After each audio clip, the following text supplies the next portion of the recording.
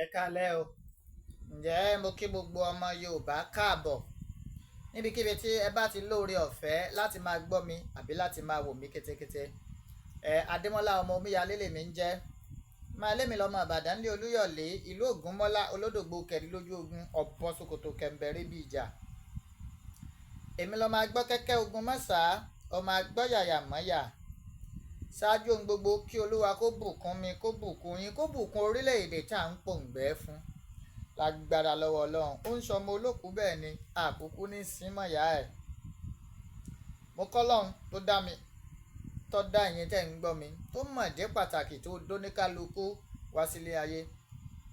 Ìdí yòówù tí ò bá jẹ́ Ọlọ́run ò dákun à ń bì ọ́ jẹ́ ká rí iṣẹ́ rere ṣe ká dẹ̀ rí ààbọ̀ rere jẹ́ fún ìwọ Ọlọ́run.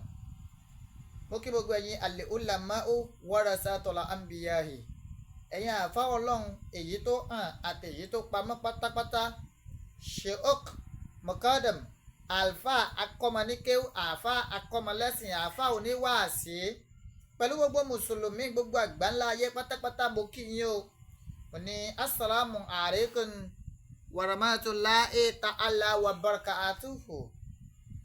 Àláfíà Ọlọ́run ìkí Ọlọ́run ohun àjẹ ẹ̀jẹ̀ tán rẹ̀ kó máa bá gbogbo ẹ̀yin mùsùlùmí. Mo wá tara ṣẹ̀ṣẹ̀ mo kẹ́yìn ìyá mi bàbá mi ẹ̀gbọ́n mi àbúrò mi nínú ẹ̀sìn kìrìsìtẹ́nì mo kí yín o gbogbo ẹ̀yin bishop reverend pastor àlùfáà nínú ìjọ kátólíìkì ìjọ methodist ìjọ àgùdà ìjọ onírìbọmi ìjọ celestial kérúbù òǹsẹ̀lẹ̀ kérúbù and sẹ́ráfù mo kí yín o mo ní pé àláfíà Ọlọ́run kó máa wà pẹ̀lú gbogbo yín pátápátá àti gbogbo òdílé yín. Mo wá kẹ́yìn ìyá mi ẹ̀yin bàbá mi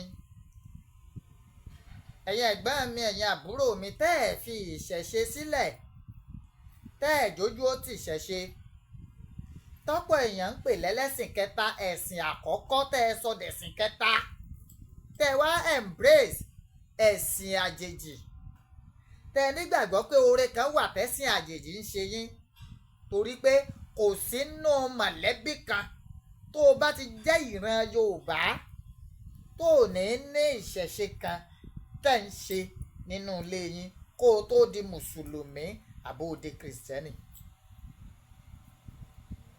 Bẹ́ẹ̀ ni lóòṣà kan tẹ̀ ń bọ̀ mo fọba tó ní mí búra ẹ̀ ń parọ́ ni.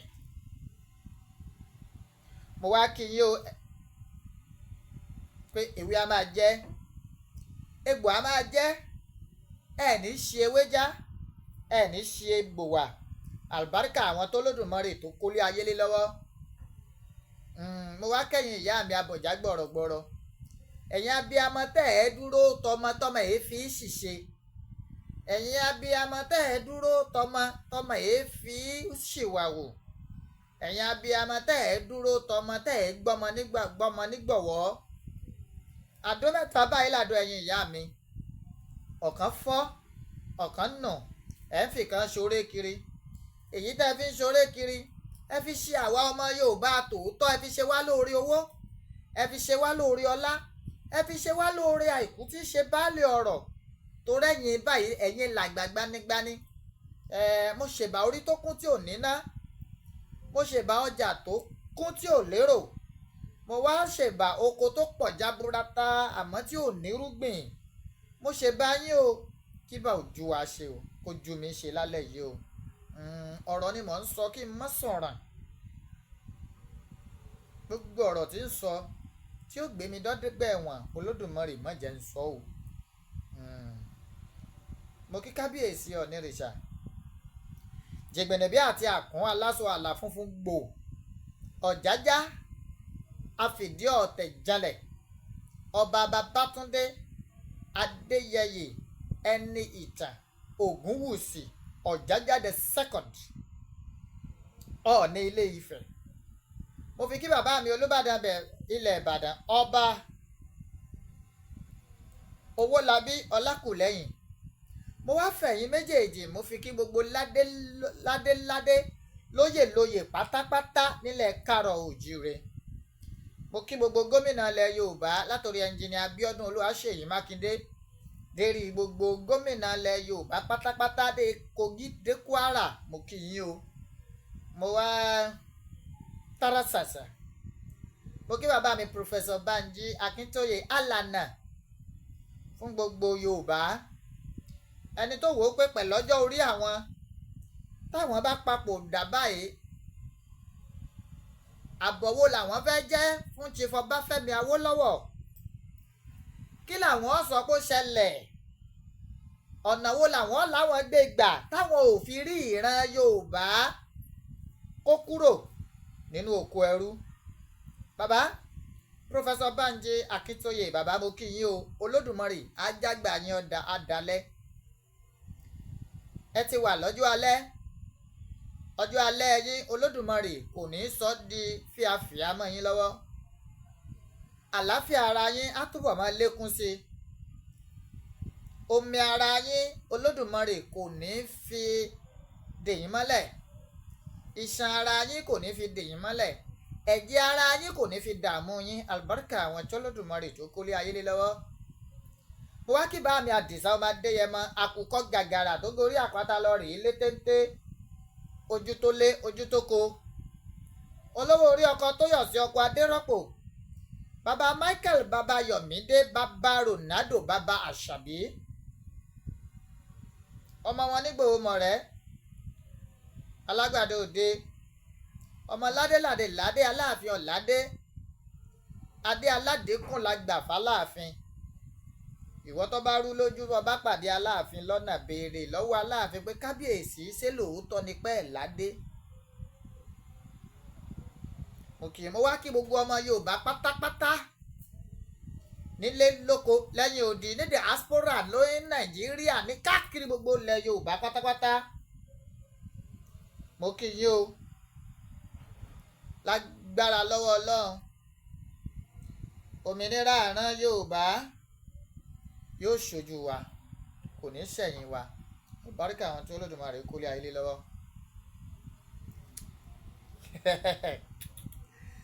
Ìgbà tí mo ṣe fídíò níbi ọjọ́ bíi mélòó kan sẹ́yìn, mo rí wípé àwọn ọ̀tá ìran Yorùbá headline ni wọ́n ń wò, wọ́n mọ̀ pé headline ní question mark.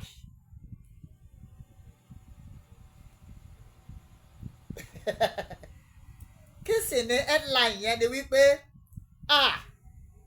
Olóyè Sunday Igboho withdraw from Yoruba nation. Ṣé rí pé mo ti gbé question mark yẹn wọlé, mo gbé question mark sí lẹ́yìn, àmọ́ ọ̀pọ̀ èèyàn torí aburú ọkàn wọn, torí ìwà àbàjẹ́ ara wọn kò jẹ́ wọ́n ráyè rí pé question mark wà bẹ́ẹ̀. Àká ti ń jó yàgé ní yòdò wípé àrà búdà fẹ́ fi ìran Yorùbá ṣe, àwọn wà ráàyè fìran Yorùbá ṣe, àwọn bí Odùn Adé Ìyóndìrí tìm. Ọ̀pọ̀ nu wọn comment sábẹ́ program mi, ọ̀pọ̀ wọn message mi, wọ́n ń sọ oríṣiríṣi kò bá kùn gbé ọ̀rọ̀, àmọ́ eléèbó ní pé no comment, àsìkò ọ̀rọ̀ yín ò tí ì tó, àwa ń kájọ́ fún yín báyìí, à ń ka ọ̀sẹ̀, à ń ka oṣù, tó bá yá à á ka ọdún.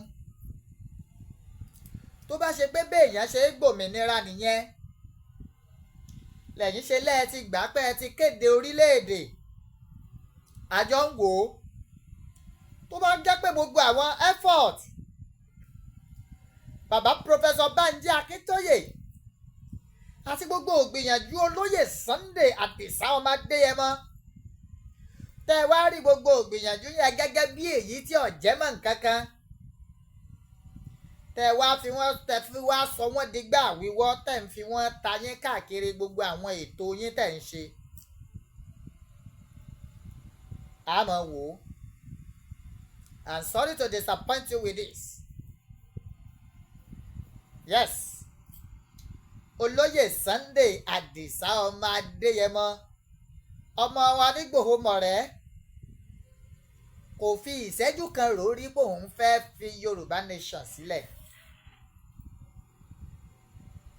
ọ̀rọ̀ Yorùbá nation àtolóyè Sunday Ìgbòho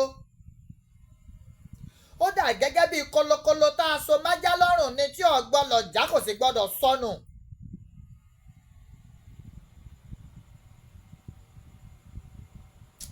ẹ gbọ́ kólókóló tá a so májá lọ́rùn kò gbọ́dọ̀ já kò sì gbọ́dọ̀ sọnù. bẹ́ẹ̀ lọ̀rọ̀ Yorùbá nation àtolóyè Sunday Àdìsá ọmọ Adéyẹmọ. Àdìsá ọmọ Adéyẹmọ ẹ jẹ́ fọ̀rọ̀ àwọn àti Yorùbá nation ká tún fi wé ọ̀rọ̀ bricklayer tí wọ́n pè ọ̀gágun bricklayer o dákun ó mọ̀ wò wá ká kọ́lé aláràǹbarà àmọ́ àní plans ànílẹ̀ ìwọ ló sì wò wá kọ́ ọ bá wa wá ilẹ̀ níbi tí ilẹ̀ ti gbé tẹ́jú bá wa ṣe foundation ìwọ ló mọ àwọn architect tó fẹ́ lò àwọn tí ọ̀gbẹ́ bọ́ ò sínú ilé yẹn ìwọ ló mọ̀ àmọ́ ń tá a fẹ́ ni wípé kí ilé sàti rí regede.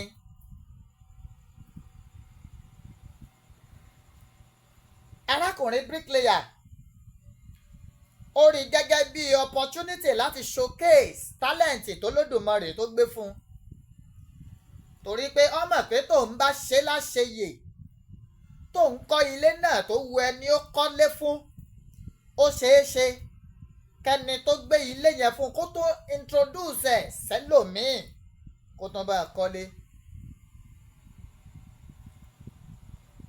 bricklayer wọ́n fún lówó ọ̀ralẹ̀ ọ̀sánlẹ̀ ó gé gbogbo ogi ilẹ̀ ó gbé máàpù ó gbé ìwé fún architect dúrọ́lé bọ́n ṣe fẹ́ kílé orí.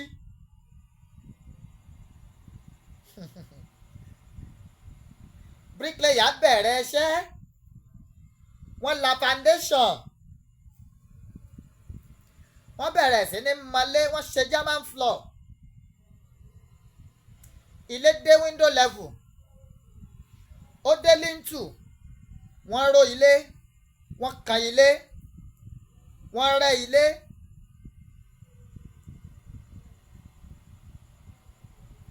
electrician ń ṣiṣẹ́ ń bẹ̀ wọ́n bẹ̀rẹ̀ sí ní fíìsì wáyà iná gbogbo rẹ̀ bọ́ọ̀bù ìgbà tán ṣèyún tán wọ́n kùnlé lọ́dà ilé ti rí regede. nígbà lérí regede tán kí ló kù tá a fẹ́ kónú lé àga ní tẹlifíṣàn ní fíríjì ní AC ní rédíò ní home theatre tó dáa dining set kitchen equipment àti bẹ́ẹ̀ bẹ́ẹ̀ lọ ó wá ṣe gbogbo rẹ̀ tán ó jọjú ń gbèsè ó wá fẹ́ kó kọ́kọ́rọ́ lé onílé lọ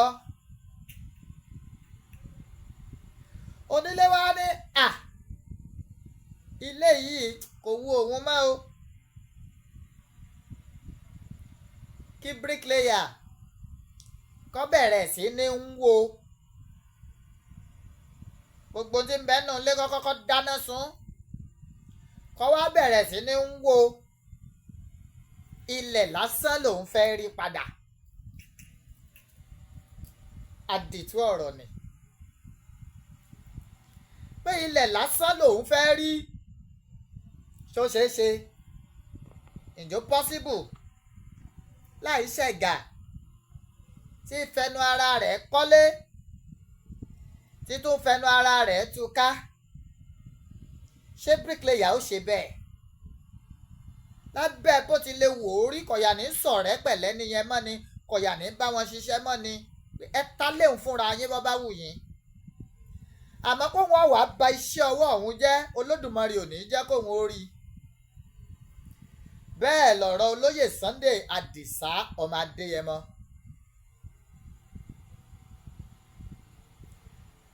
It started from the scratch. Wọ́n gbé Yorùbá nation ó gbé gẹ́gẹ́ bí ọmọ tuntun bó tilẹ̀ jẹ́ wípé àwọn bàbá wa kan ti ń bá a bọ̀ tẹ́lẹ̀ àmọ́ wọ́n wá gbé bólóyè Sunday Igboho wọ́n wá rí gẹ́gẹ́ bí ọmọ tuntun wọ́n wá ṣe némi rẹ̀ wọ́n kó ọmọ náà jáde wọ́n kó ọmọ yẹn jáde wọ́n kó lọ́ṣun wọ́n kó lóǹdó wọ́n kó lẹ́kìtì wọ́n kó lóògùn wọ́n kó ní Kogi wọ́n kó ní Kwara wọ́n kó nípínlẹ̀ Ọ̀yọ́. kẹ̀rẹ̀kẹ̀rẹ̀ ọmọ ń dàgbà ọwọ́ àtàsìkò tí bàbá ọmọ ọmọ jẹun ọmọ ẹni kọ́ pọ́mọ ọ̀hún dànù so ṣeé ṣe ni olóyè Sunday Igboho ọwọ́ rẹ̀ tó ṣẹ́gun sí Yorùbá nation náà ni ó jẹ́ àìmọye ìgbà lólóyè Sunday Igboho sá máa ń sọ wípé kì í ṣe pé àwọn fẹ́ jẹ president nínú Yorùbá nation lórílẹ̀‐èdè Yorùbá nation bá a bá gbà tán àwọn ò sì ní gómìnà kankan jẹ àmọ́ àwọn náà fẹ́ kókó àwọn wà nù ìwé ìtàn gẹ́gẹ́ bí ẹni tó yọ ìran rẹ̀ kúrò lóko ẹrú and which he has been working towards it. So tá a bá wá fi headline gbọ́rọ̀ kan táyé kan ṣe wá ń jó jàgídí yòdò ayé yín àdá èmi nígbàgbọ́ nínú Ọlọ́run tó ní mí olóyè Sunday Igboho kó ìran Yorùbá délẹ̀ lérí olóyè Sunday Igboho ò ní dàbí Mósè tó kù díẹ̀ kó káwọn ọmọ délẹ̀ kó káwọn ọmọ Ísírẹ́lì délẹ̀ lérí tó fi bínú fọ́ ọ̀pọ̀ ọ̀là mọ́lẹ̀ olóyè Sunday Àdìsá ọmọ Adéyẹmọ yóò kó gbogbo ìran Yorùbá délẹ̀ lérí yóò sìn wá kúrò nínú oko ẹrú kí lolóyè Sunday Igboho ṣá kí ni wọ́n fẹ́ rò tí wọ́n fi wá ní àwọn back out nínú ọ̀rọ̀ Yorùbá nation kò sírú fìtínà kò sírú ìdóhùnmá kò sírú àràbù èébú àbí nǹkan kan tó lè tọwọ́ ẹ̀yin ará bíi wá tó lè mólóyè Sunday Igboho ṣá sọ wípé àwọn kọ̀yìn síran Yorùbá.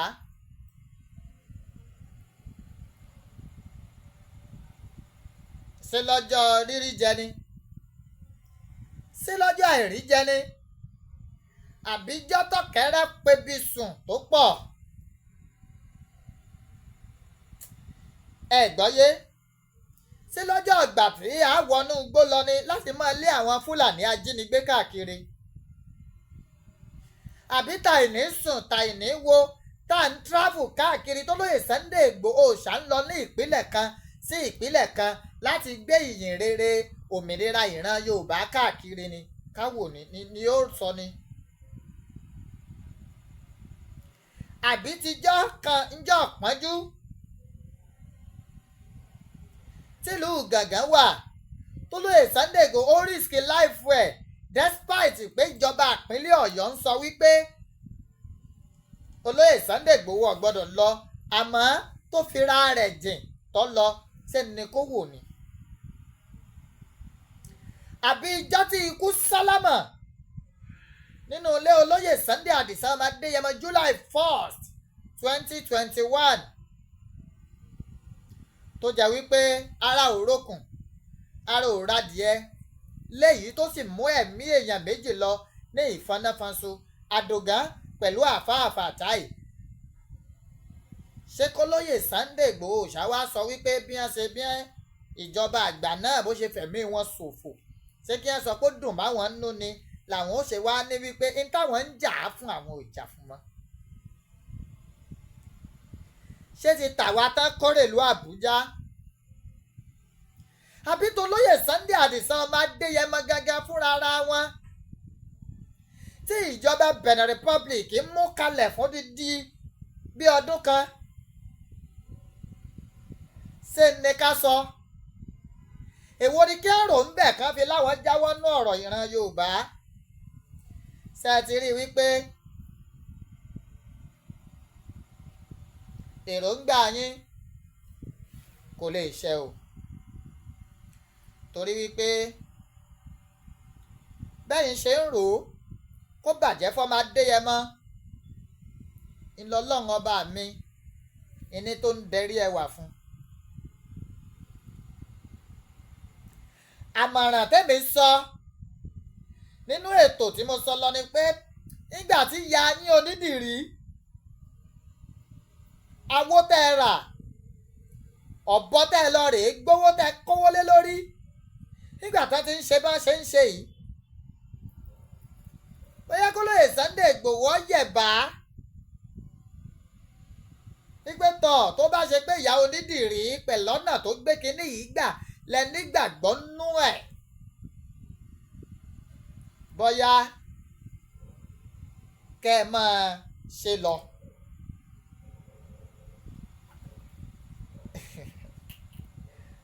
ọ̀pọ̀ nǹkan ń ṣẹlẹ̀ pàápàá jùlọ àwa tá a bá ń rí àwọn ìwé kélébé wọn yìí gbà a máa rí so many things tá a bá send voice note mi èèyàn á dẹ̀ jókòó èèyàn á tó rò fúnra èèyàn pé ṣó yẹ ṣé kíní yìí lè lọ báyìí ṣá.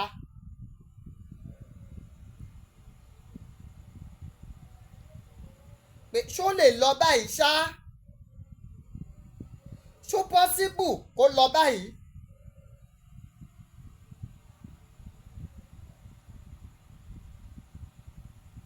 mo rí i pé kò pọ́síbù kó lọ bẹ́ẹ̀ ìdí nìyẹn tírú àwa yìí tá a fi gbà wípé ìlànà tí ìyá onídìrí tó gbé ọ̀rọ̀ ọ̀ràn Yorùbá gbà ìlànà tó rọ̀ǹgì ní ìlànà burúkú ni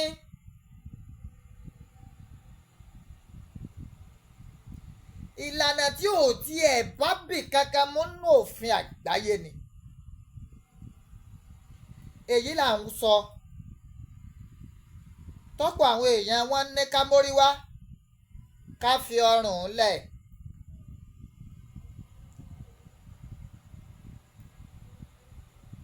èèyàn máa ń ṣe kí ni. ìròyìn ojoojúmọ́ omi lórí ilẹ̀ wa eléyìí lọ bẹ́ẹ̀ títí di ọdún 1960 tí wọ́n fowó wọlé fún àwọn àgbẹ̀ wa àti fún ìjọba náà pẹ̀lú. ẹ má bínú mo fẹ́ play voice note kan ni mo wá fẹ́ kájọ reason pẹ̀lú ẹ̀. Smith tí ó jẹ́ òṣìṣẹ́ fún ilẹ̀ Gẹ̀ẹ́sì ní Nàìjíríà ní àkókò yìí bá Fẹ́mi Awólọ́wọ̀ sí ẹ̀wọ̀n lórí ẹ̀sùn ti Yorùbá.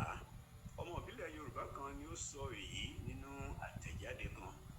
ó sọ wípé nígbà tí ìròyìn tí ó péye bá wà fún àwọn ará ìlú nígbà náà ni olúkúlùkù yóò mọ ẹ̀tọ́. mo fẹ́ kẹ́ ẹ gbọ́ voice note kan ni o. ìwọ̀n ara rẹ̀ pẹ̀lú tí kò ní sí wípé ẹnìkan ń rẹ́ ẹnìkan jẹ. agbára ìròyìn jẹ́ ohun tí wọ́n lẹ̀ tẹ́lẹ̀ kò sì sí ohun tí ó lè ṣe ìdíwọ́ fún orílẹ̀-èdè Yorùbá mọ́. sọ fún ààrẹ jù láti sọ ní Nàìjíríà bẹ́ẹ̀ ni kì í ṣe ọdún mọ̀ wípé tí ó bá gbé ìgbésẹ̀ kankan láti lòdì sí orílẹ̀-èdè olómìnira tiwantiwa ti Yorùbá.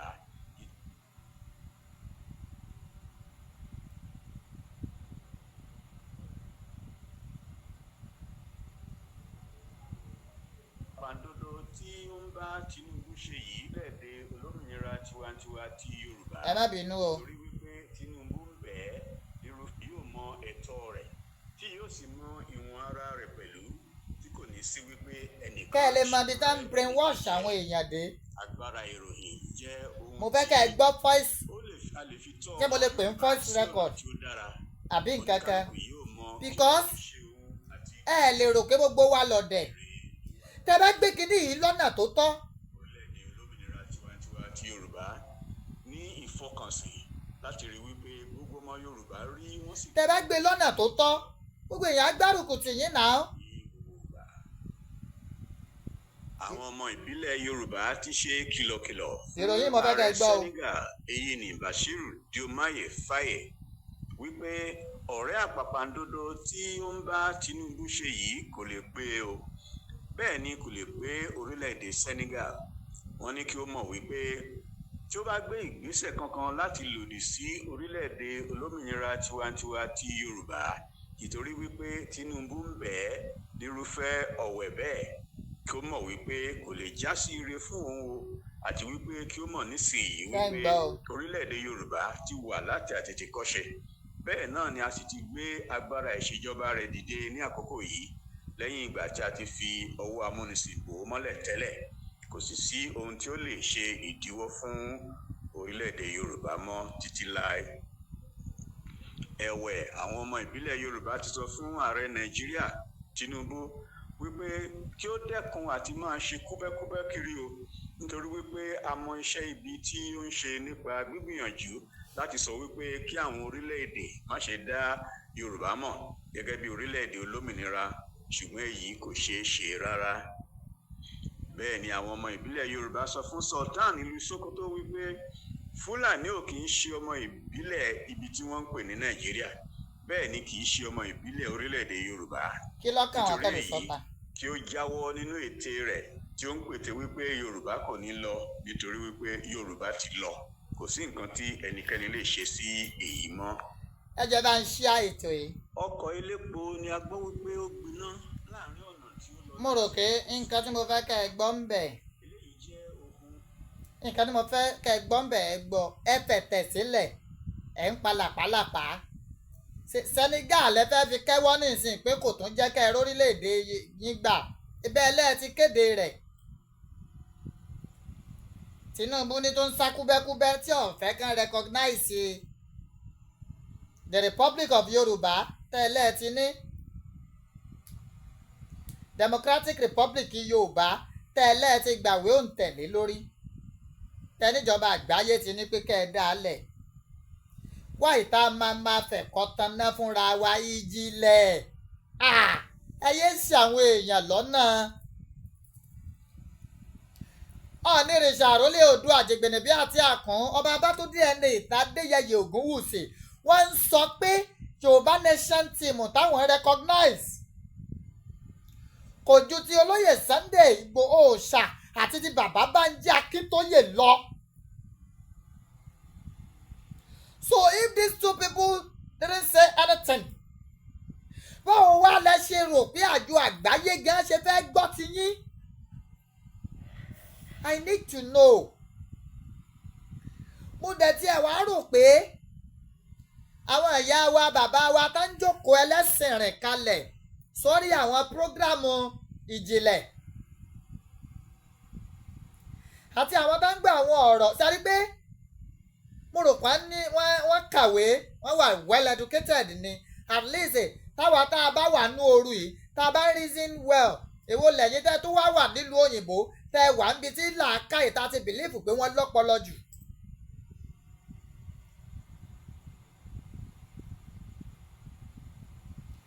wáì tẹ́ máa ronú bí ayan. ẹ ti gba orílẹ̀-èdè àti gbọ́ ẹ bẹ̀rẹ̀ iṣẹ́ náà. owó wo lowó tá a fẹ́ máa ná? capital territory yín bo ló wà? ibo lọ́fíìsì adelé ẹlẹ́sìn rìn tẹ́ ẹ yàn ibo lọ́fíìsì ẹ̀? àtijọ́ tẹ́lẹ̀ ti ṣe declaration àgbóhùndúpẹ́ onídìrí mọ́ so ti parí iṣẹ́ tiẹ̀ ní adelé dèdèrìn tó jókòó ẹlẹ́sìn rìn kalẹ̀ ní ilé ní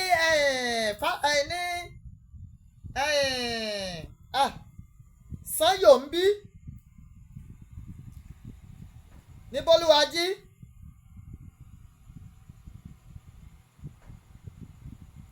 tó jókòó lé onílé ń bẹ̀ tán ṣe rìlíìsì tán náà ṣe pírẹ́sì tán láwọn gífù spíìchì speech ẹnu Adelé kí ló dé tá a gbọ́ nǹkan kan ọjọ́ ti ń gorí ọjọ́ o ọ̀sẹ̀ ti gorí ọ̀sẹ̀ oṣù náà ti ń gorí oṣù báyìí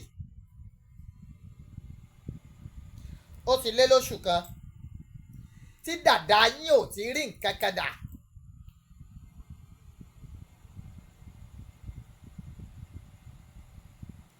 ó ti lé lóṣù kan tí dàda yín ò ti rí nǹkan kan dà o ẹ má gbàgbé August níjọba Nàìjíríà ìjọba ìpínlẹ̀ Ọ̀yọ́ ni ẹ ń lọ rèé kún ọmọ ayé jẹ́jọ́ nílé ẹjọ́ high court ẹ mọ̀ gba lọ́ọ̀yà ẹ mọ̀ gba nǹkan kan ẹ ti dáwọn ẹni ẹlẹ́ni ẹ ti dà wọ́n so god ẹ mọ̀lẹ́bí wọn.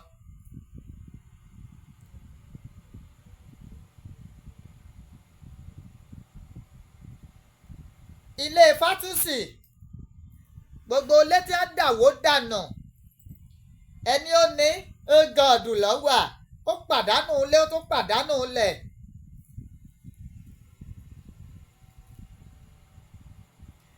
ẹni tó ní ti Bólúwájí oko àdúgbò yẹn ti sápá mi lórí ni mo sì lè padà rántí ó ti pàdánù ilé ó pàdánù ilẹ̀ ṣe lórí pé fẹ́ gbòmìnira lọ́nà ẹ̀bùrú tẹ́ ẹ gbé gbà ṣé báwọn èèyàn ó ṣe máa pàdánù ẹ̀mí tí wọ́n máa pàdánù property wọn nìyẹn.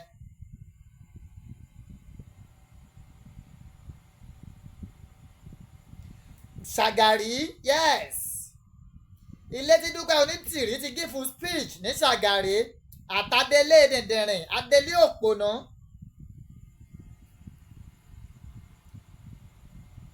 àwọn ọmọ onílé mọ̀ wá sílé wọ́n ń bomi lójú gbẹ̀rún rí bí ìjọba ṣe wọlé wọn. ẹ sọ fún mi gbogbo ìgbà tí Professor Banji Akíntóyè àtolóyè Sunday Adisa ọmọ Adéyẹmọ bí wọ́n ṣe gbé ìrìn àjò yẹn bí wọ́n ṣe ń gbé gbà ilé èèyàn mélòó náà wó. a mọ̀ lọ ìpínlẹ̀ Èkìtì a mọ̀ Ṣun a mọ̀ lọ ìpínlẹ̀ Oǹdó a mọ̀ forílẹ̀sùká a mọ̀ sùn lọ́ṣun state ìjọba ò torí ẹ̀ pé wọ́n wọlé kankan nígbà tó jẹ́ wípé olóyè Sunday Igboho OOSHA ò gbé pẹ̀lú jàgídíjàgan. àwọn àgbàbọ̀ wọn ní ìtọ̀sẹ̀ ló lọ́yọ̀ọ́ ẹni bá mojú ògún ní pabìnírè.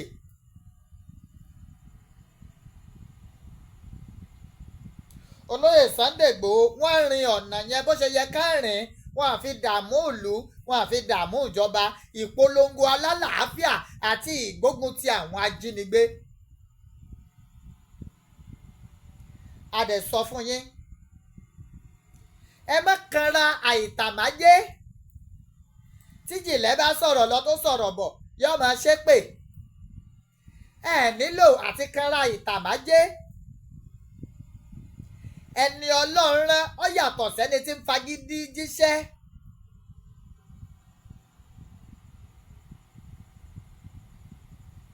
capability ó ju ability lásán lọ. ẹ gbọ́ capability ó ju ordinary ability lọ. capability lolóyè Sunday Igboho OOSHA ní ability lásán nìyá onídìrí ń gbé kí. ọ̀pọ̀ lápè díẹ̀ la fi rán. bẹ́ẹ̀ bá rìn lọ́nà tó tọ́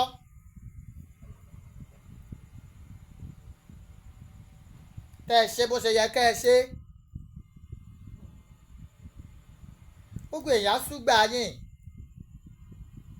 èèyàn kan ní ọlọ́dàlẹ̀ lólóyè Sunday Igboho tolóyè Sunday Igboho dalẹ̀ ìyá onídìrí ni mọ̀ wá rẹ́rìn-ín. àmọ́ I will take that topic for another day. ọ̀rọ̀ olóyè Sunday Igboho OOSHA tẹ́ wá ń pa kiri wọ́n dalẹ̀ yóò dídìrí wọ́n jọ mọ́ ni ìgbà kan ni mo wá ń béèrè pé níbo ìwé wo náà jọ sáìn. àbẹ́ ti gbàgbé pé ìyá onídìrí lọ́kọ́kọ́ fẹ́ tan olóyè Sunday Igboho pé kọ́sà fi ẹsẹ̀ kan orí ìyèpẹ̀ Nàìjíríà tó bá ti fọ ẹsẹ̀ kan nílẹ̀ ìyèpẹ̀ Yorùbá wọ́n wà díklẹ̀ ìyá onídìrí Ọlọ́run ló ní Igboho ọgbọ́n bàbá ń bàbá wọ́n fẹ́ da bàbá ń bàbá so good bàbá yá àgbọ́n. bàbá yá àgbọ́n Dúpẹ́ ó ń dìrí ó lè jẹ́ ìyá wọn èyí ṣèyá tèmi o from day one mi ní interest nínú yín torí mo rí i pé gbogbo ń tẹ́ ẹ gbé dání orí àga irọ́ lẹ gbélé ẹ ṣe fẹ́ gbé orílẹ̀-èdè tẹ́mọ̀ lọ́lọ́ ń sọ pé ọlọ́run èwo Nàìjíríà nìkan wá lọ́lọ́ ń dá ni ìran Yorùbá nìkan lọ́lọ́ ń dá tẹ́wà lọ́lọ́ ń sọ pé ká dáa fún yín kí ni jọ́lọ́ ń sọ pé ọlọ́run wo ló sọ pé ibo ló ti sọ pé ta ló wà ńbẹ̀ nígbà tó sọ fún yín pé níta kọ́kọ́ fi jí àwọn èèyàn lọ nìyẹn yóò ń dìrí tó ẹgbẹ́ lọ sọ pé ṣé ọlọ́run yẹn sùn nígbà tó kọ yín Mọ̀ṣúdì MKO Abíọ́lá tẹ́ǹtì lọ́pọ̀pọ̀ tẹ́ lọ forí kó mi Alisu ọlọ́run yẹn sùn ẹ pé ọlọ́run yẹn gbà yẹn ẹ ti ya wèrè. How will you be declaring a nation pẹ̀lẹ́ ọlọ́run nìkanníkan ọlọ́run ẹ mọ iye èèyàn tí ń pe ọlọ́run lẹ́ẹ̀kan ṣoṣo ni ẹ mọ iye èèyàn tọ́lọ́run ọba ń dá lóhùn lẹ́ẹ̀kan ṣoṣo ni. ẹ wá sùn lẹ wá lálàá lọ́lọ́run wá lórúkọ báyìí ní orílẹ̀-èdè ọmọ jẹ́ kẹ́nìkan ẹ ya wèrè ni sọ́dọ̀ àdúgbò yín ni a wá ń sọ yìí ni. We all believed you when you started this nonsense because èmi kakún nonsense ká sign petition ká ṣe gbá kan ká ṣàwo kan olóyè Sunday Igboho ó ní kí gbogbo wa sùn yín lọ́wọ́ náà ká ṣùgbà yín a dẹ̀ ṣùgbà yín torí ti mọ̀ pé ẹ lè pamọ́ re mi ní mọ̀ pé dáadáa kan ò lè tọ̀dọ̀ yín jáde níjọ́ tá a ti sign petition tẹ níbi 5 million bá pé 5 million pé báyìí wọ́n declare orílẹ̀-èdè ni ṣé 5 million ti pé tẹ́ ẹ tún ti ń wí rán lèmi ti mọ̀ pé rí yín ti gbá challenge. gbogbo trap tẹ́ ẹ dẹ fún Sunday Adisa ọmọ Adéyẹmọ ọlọ́run ní òjì ó kó sí i. Yes, which I'm aware of.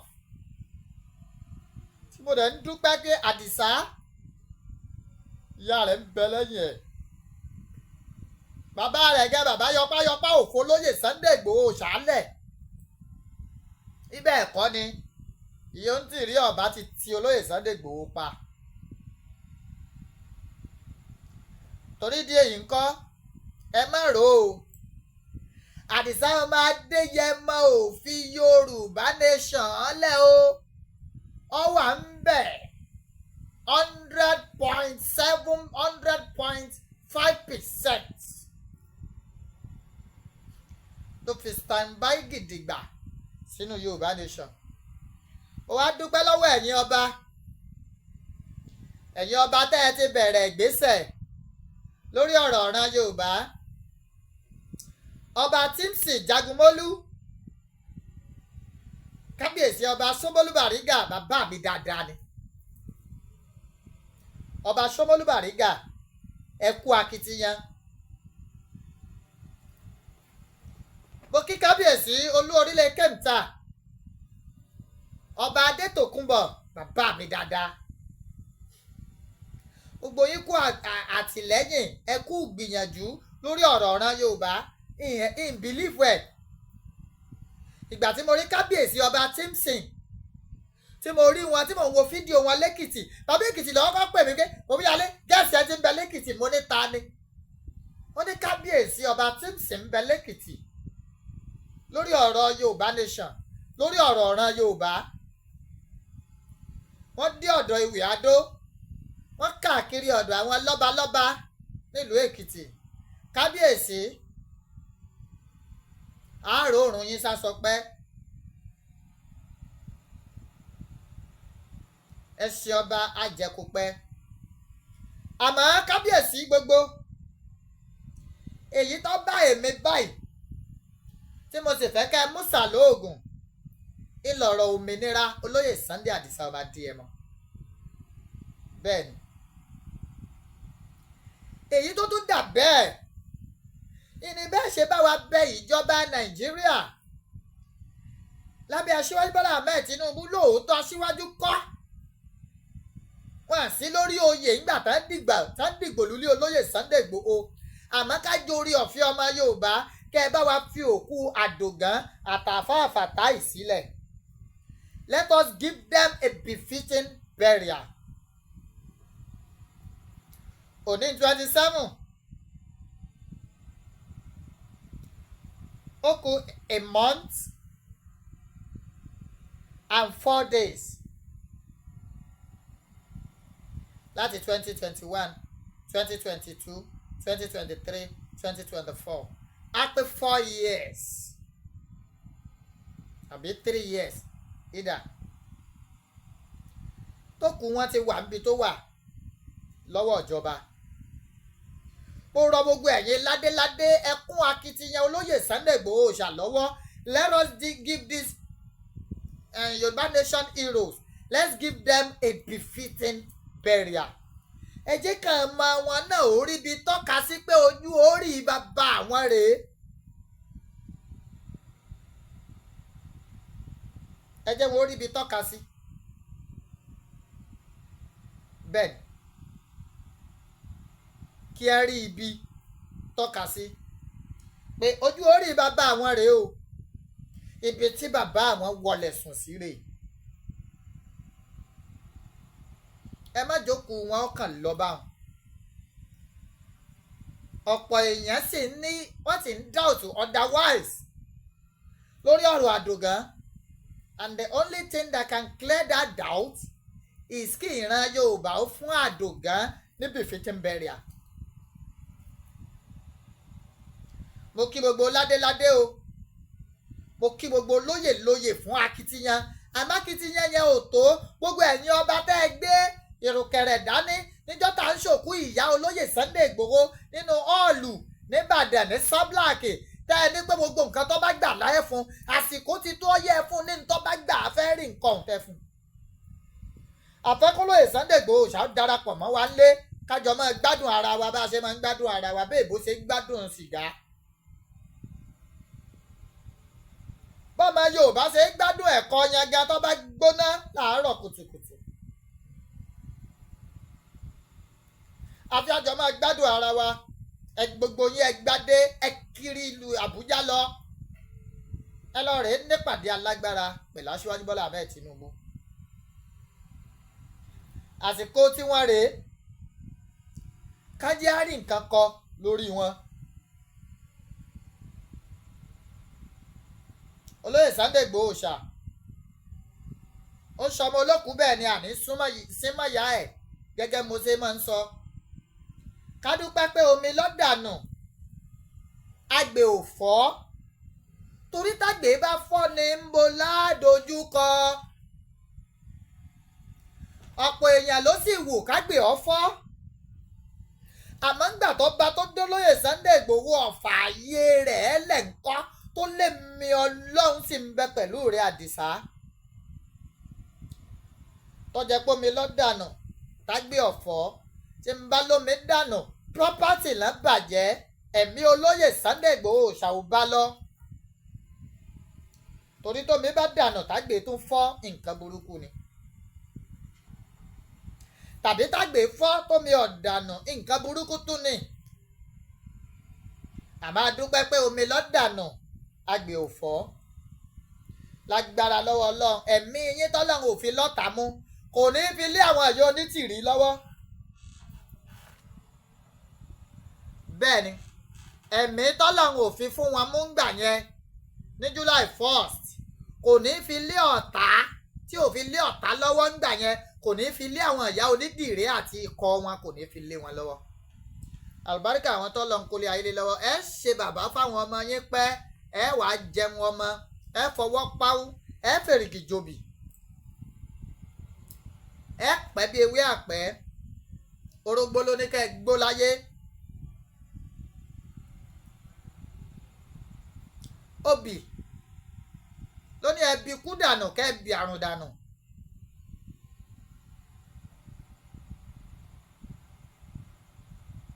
Lágbára lọ́wọ́ Ọlọ́run a ní sunkún lórí yín. Àdìsá ọmọ Adéyẹmọ, we love you and we would forever love you. Àwa la máa ọ̀pọ̀ akitiyan tó ṣàfúnran Yorùbá. Yorùbá ò sì ní fi bí sú wọ gẹ́gẹ́ bí ẹ ṣe máa ń fi bí sú ara wájú. Kéèyàn kan lanu gbàgà Olóyè Sunday Igboho lọ́dàlẹ̀. Ọ̀rọ̀ ọjọ́ mi ni o. Ìbára ti ń jà fún náà ni. I will come back for it. Mo sọ yìí mo dúró náà torí àsọjù ọ̀rọ̀ ní díjà alẹ́ àmì èyí tí mo sọ yìí mo mọ̀ ó yẹ kó ti yí àwọn tí mo sọ fún. Ó bá jẹ́ pé ìròyìn ìbànújẹ́ lẹ fẹ́ gbọ́ lórí ọmọ Adéyẹmọ ó dòndì. It remains 100%, 100.5% with Yoruba nation and Yoruba people entirely. Ojú tẹ́ fi ń wò mí ò ní fọ́, etí tẹ́ fi ń gbọ́ mi ò ní di. Gbogbo ẹ̀yin tẹ́ wà ní diaspora pátápátá wọn ò ní rùkú yín wá bá wa nílé. Àlùbáríkà àwọn tó lódùmarè tó kólé ayé lé lọ́wọ́. Wọn ò ní bọ́ bàtà ọ̀fọ̀ sẹ́nu ọ̀nà ẹnìkọ̀ọ̀kan. Lágbára lọ́wọ́ Ọlọ́run. If you love me, share this program. If you love me, comment on this program. I welcome abuse. Ọ̀pọ̀ èèyàn tí máa ń bú mi lórí kíní wọn pé yes ẹ lè bú mi. It's welcome. Ẹ má wò mí ọ̀rọ̀ ẹnu mi ní kẹ́ ẹ gbọ́. June 6 is my birthday. I wish myself a happy birthday in advance.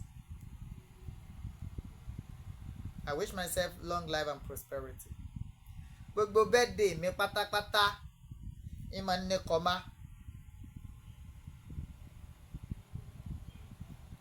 Tẹ́ ẹ̀ bá gbàgbé June 5 ní àwọn Fúlàní ni wọ́n kọlu Ìgàngán tí wọ́n dáná sunlé dáná sóko. June 5, 2021. Ṣé ẹ rántí? Ṣé ẹ gbàgbé? Ṣé ẹ rántí? Ṣé ẹ rántí? Ṣé ẹ gbàgbé? June 6, 2022 tó bọ́ sí àyájọ́ ọjọ́ ìbí mi gangan ní 2022 ilé àwọn darandaran ni wọ́n ya bo Catholic Church ní Ọ̀wọ̀ tí wọ́n sì gbẹ̀mí ọ̀pọ̀ èèyàn ní ìfọ́náfọ́nsu. Ṣé ẹ rántí ìyẹn náà? Kábíyèsí rí Ọlọ́run. Wẹ́ àdúpẹ́ àrínilóde àbèrè àrínilóde àbèrè àbírínilóde àbèrè orúkọ ẹni Adémọ́lá Ọmọmíyalé lèmi ń jẹ́ o. Èmi lọ́mọ Ìbàdàn lé Olúyọ̀lé ìlú Ògúnmọ́lá olódògbò kẹrin lójú ogun ọbọ̀sọ̀kòtò kẹmbẹ̀rẹ̀ bí ìjà. Èmi lọ́mọ agbọ́ kẹ́kẹ́ ogun mọ́sà ọmọ agbọ́ yàyà mọ́yà. Báàmì Àdìsá ọmọ Adéyẹmọ nǹkan birthday mi àṣìṣúà lọ́dọọdún. Bàbá Èkìtì nǹkan birthday ọmọ Lúkà nǹkan birthday Lady K nǹkan birthday tààtún nínú. Gbogbo ọmọ Yorùbá pátápátá nǹkan birthday. And my beautiful mommy, may the soul of your mother rest in perfect peace. Ìyá mi Mrs. Títílayọ̀ Owóẹ̀yẹ. Kò easy. Kò sí bí arúgbó ẹni ṣe fẹ́ dàgbà tó kì í wu ni kó lọ. My mother died at the age of 60. Ní ìgbà tí mo ṣì ní ìdí àmọ̀ràn wọn. Ẹ̀yin ti dàgbà àmọ́ kò tó wù yín kí ìyá yín ó fi yín sílẹ̀. Ìyá mi, you stood as my mother ever since I lost my mother. You stood in and you have been doing that. Lágbára lọ́wọ́ Ọlọ́run. Ọmọ á tọ́jú ẹ̀yin náà bẹ́ẹ̀ ṣe tọ́jú ìyá tó bí yín lọ́mọ. Please take heart. May our gentle soul rest in perfect peace. Thank you. God bless you all.